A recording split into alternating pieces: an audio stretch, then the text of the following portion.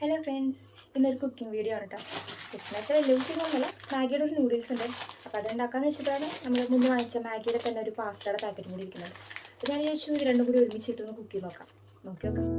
എൻ്റെ കയ്യിലുള്ളത് പാസ്തയുടെ ഈ ഒരു പാക്കറ്റാണ്. ഇതിന് 35 രൂപയാണ് വരുന്നത്. പിന്നെ മാഗിയുടെ ഉള്ളത് ഡബിൾ പാക്കാണ്. പക്ഷെ ഞാനൊരു പാക്കറ്റ് മാത്രമേ എടുക്കുന്നുള്ളൂ. എല്ലാം കൂടി ഒരുമിച്ച് നശിപ്പിക്കണമെന്ന് ചോദിച്ചു. ആദ്യം ചൂടായ വെള്ളത്തിലേക്ക് നമ്മൾ പാസ്തയാണ് ഇടുന്നത്. പാസ്ത വേണം ആദ്യം ഇടാൻ, കാരണം അതിന് വേവ് കൂടുതലാണ്, നൂഡിൽസിനേക്കാളും വേവ് കൂടുതലാണ്. അപ്പോൾ പാസ്ത ഇട്ട് ഒരു 3 മിനിറ്റ് വേവിച്ചതിന് ശേഷമാണ് അതിലേക്ക് നൂഡിൽസ് ആഡ് ചെയ്യുന്നത്. നൂഡിൽസ് ഇട്ടതിന് ശേഷം 2 മിനിറ്റ് രണ്ടും കൂടി ഒരുമിച്ചിട്ട് വേവിക്കുന്നു.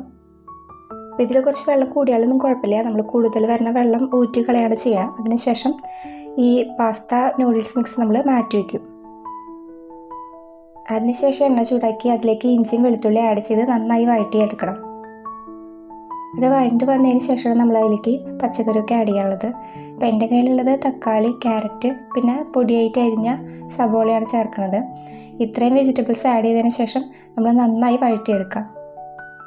വെജിറ്റബിൾസ് നമുക്ക് ഇഷ്ടമുള്ളത് ആഡ് ചെയ്യാം, അതിലങ്ങനെ നിർബന്ധമൊന്നുമില്ല. അപ്പോൾ എൻ്റെ കയ്യിൽ ഇത് മാത്രമേ ഉള്ളൂ, അതുകൊണ്ട് ഞാൻ ഇത് മാത്രമേ ആഡ് ചെയ്തിട്ടുള്ളൂ. അപ്പോൾ ഇത് നന്നായി വഴണ്ട് വന്നതിന് ശേഷമാണ് നമ്മൾ പിന്നെ മസാല ചേർക്കുന്നത്. ആദ്യം ചേർത്തത് പാസ്തയുടെ കൂടെ കിട്ടിയ മസാലയാണ്. അതിനുശേഷമാണ് മാഗിയുടെ മസാല ചേർക്കുന്നത്. പാസ്തയുടെ മസാലയിൽ ഗ്രീൻ പീസൊക്കെ ഉണ്ടായിരുന്നു കേട്ടോ. അപ്പോൾ അതിലൊന്ന് ചേർത്തതിന് ശേഷം ഒന്ന് ചെറുതായിട്ടൊന്ന് വഴറ്റി കൊടുക്കാം. പിന്നെ ശ്രദ്ധിക്കേണ്ട കാര്യം എന്ന് വെച്ചാൽ ലോ ഫ്ലെയിമിൽ വെക്കണം. പക്ഷെ ഞാൻ ഫസ്റ്റ് വെച്ചില്ല, അതുകൊണ്ടാണ് ചെറുതായിട്ടൊരു ബ്രൗണിഷ് കളർ വന്നു. പക്ഷെ കുഴപ്പമില്ല, വല്ലാതെ കരിഞ്ഞൊന്നുമില്ല. അതിനുശേഷം നമ്മൾ നേരത്തെ മാറ്റി വെച്ച പാസ്ത നൂഡിൽസ് മിക്സ് ഇതിലേക്ക് ചേർക്കുകയാണ്.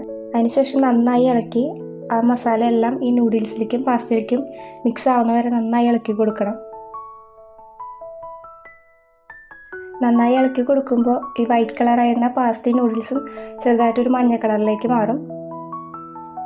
അങ്ങനെ മിക്സിംഗ് ഒക്കെ കഴിഞ്ഞ് നമ്മുടെ പാസ്ത റെഡി ആയിട്ടുണ്ട്. അപ്പോൾ വീട്ടിലെല്ലാവർക്കും നന്നായി ഇഷ്ടപ്പെട്ടു, നല്ല ടേസ്റ്റ് ഉണ്ടായിരുന്നു. അപ്പോൾ എല്ലാവരും ഒന്ന് ട്രൈ ചെയ്ത് നോക്കാം. ഈ വീഡിയോ ഇഷ്ടപ്പെട്ടെങ്കിൽ ഒന്ന് ലൈക്ക് ചെയ്യൂ കേട്ടോ.